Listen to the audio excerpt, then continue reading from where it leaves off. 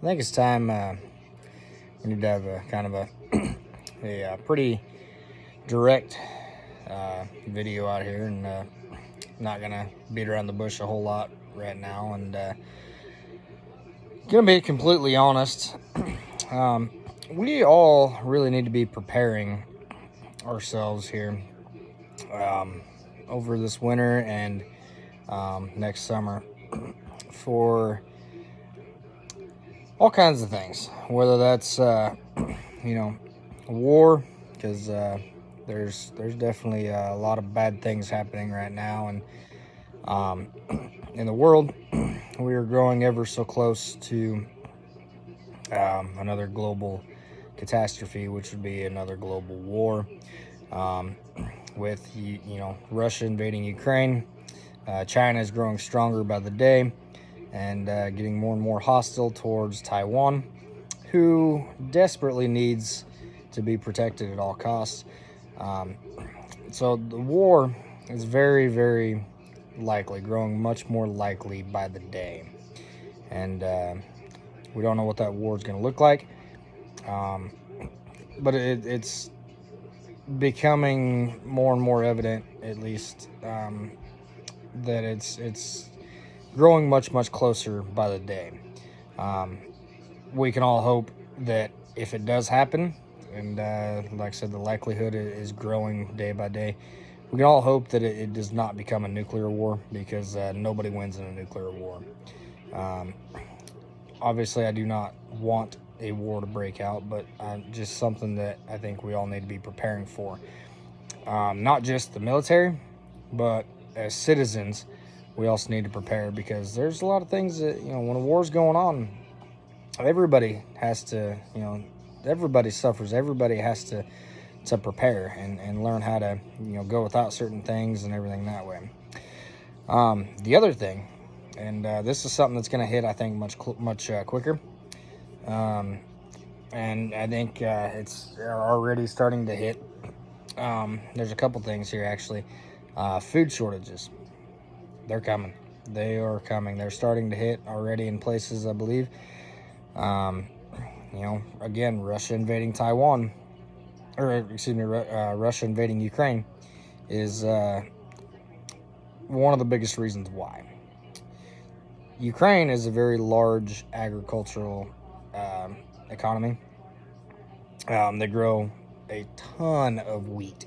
They're a very large wheat market. They grow a lot of wheat in the European market. They're one of the largest wheat growers in Europe, and I think they might be the largest wheat grower in Europe. Wheat is used in all kinds of food, breads, all kinds of stuff that way that we use. I believe they're a very large exporter of wheat as well. And the other one that we need to worry about is energy. Russia actually is a very large exporter of energy, and a lot of European economies run off Russian oil. Germany right now is a very, very large importer of Russian oil. They're trying to work away from that and trying to work off of Russian oil and trying to figure out other ways to power their economy or their energy sources. Whether that's other oil sources or other energy sources, but they're still very, very reliant on Russian energy exports or imports for them, I guess.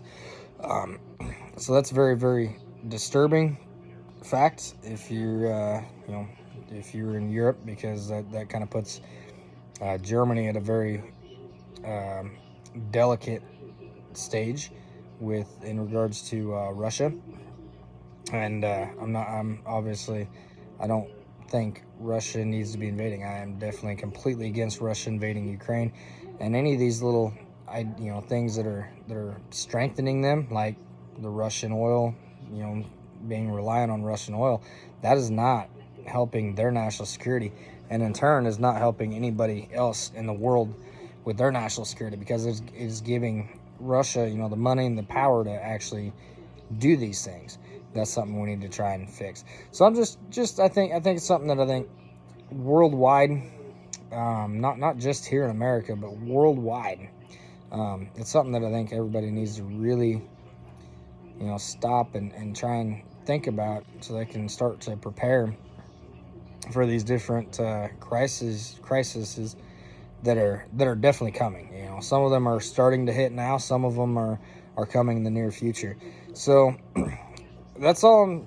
We really got to learn. We've got to prepare. There's all kinds of ways to prepare. Whether that's trying to get food, trying to learn how to maybe grow a garden, so you can try and feed your family, feed yourself that way. If you have that ability, I strongly encourage you to actually act upon that and try and grow some of your own food. Try and save some money back.